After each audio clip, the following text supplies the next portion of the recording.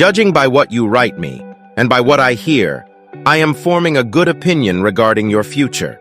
You do not run hither and thither and distract yourself by changing your abode, for such restlessness is the sign of a disordered spirit. The primary indication to my thinking of a well-ordered mind is a man's ability to remain in one place and linger in his own company. Be careful, however, lest this reading of many authors and books of every sort may tend to make you discursive and unsteady.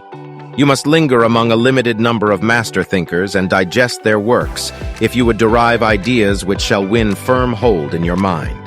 Everywhere means nowhere. When a person spends all his time in foreign travel, he ends up having many acquaintances but no friends. And the same thing must hold true of men who seek intimate acquaintance with no single author, but visit them all in a hasty and hurried manner. Food does no good and is not assimilated into the body if it leaves the stomach as soon as it is eaten. Nothing hinders a cure so much as frequent change of medicine. No wound will heal when one salve is tried after another. A plant which is often moved can never grow strong. There is nothing so efficacious that it can be helpful while it is being shifted about. And the reading of many books ends in distraction. Accordingly, since you cannot read all the books which you may possess, it is enough to possess only as many books as you can read.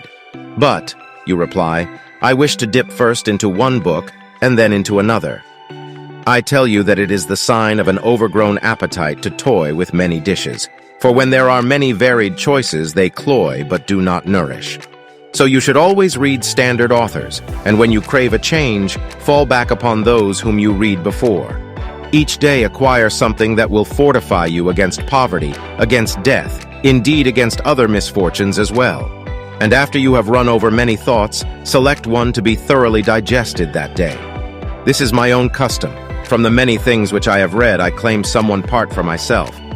The thought for today is one which I discovered in Epicurus, for I am wont to cross over even into the enemy's camp, not as a deserter but as a scout. He says, "Contented poverty is an honorable estate." Indeed, if it be contented, it is not poverty at all. It is not the man who has too little, but the man who craves more that is poor. What does it matter how much a man has laid up in his safe or in his warehouse? How large are his flocks and how fat his dividends if he covets his neighbor's property and constantly calculates not his past gains, but his hopes of gains to come? Do you ask what is the proper limit to wealth?